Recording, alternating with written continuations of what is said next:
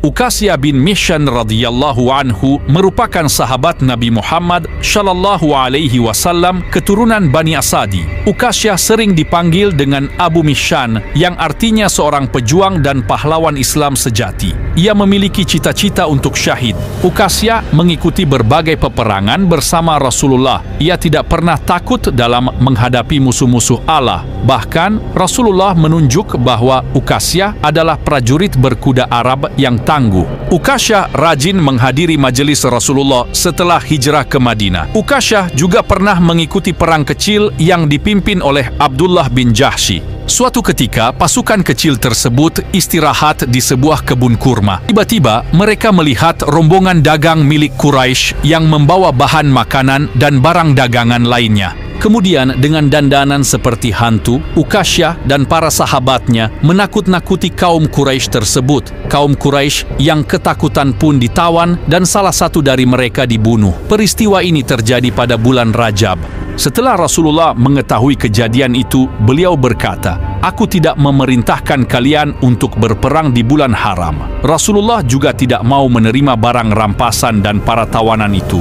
Hal tersebut membuat Ukasyah dan para sahabat mendapat celaan dari seluruh kaum muslim. Namun, celaan tersebut berakhir ketika Rasulullah mau menerima rampasan tersebut. Selain perang kecil tersebut, Ukasyah juga mengikuti perang Badar. Ukasyah mengerahkan seluruh kemampuannya dalam berperang. Ukasyah berperang dengan tangkas dan penuh semangat hingga pedangnya patah. Ketika Rasulullah memberinya sebatang kayu, kayu itu berubah menjadi pedang putih yang sangat mematikan saat dipegang oleh Ukasyah. Dengan pedang itu, Ukasyah bertempur dengan semangat yang penuh hingga akhirnya perang Badar dimenangkan oleh kaum muslim. Tidak hanya perang Badar, pedang yang diberi nama Al-Aun yang berarti pertolongan itu digunakan Ukasyah dalam berbagai peperangan bersama Rasulullah. Ukasyah selalu ikut serta dalam peperangan melawan musuh Allah. Pada 11 Hijriah, Ukasyah turut serta memerangi orang-orang murtad dan nabi-nabi palsu bersama pasukan Khalid bin Al-Walid.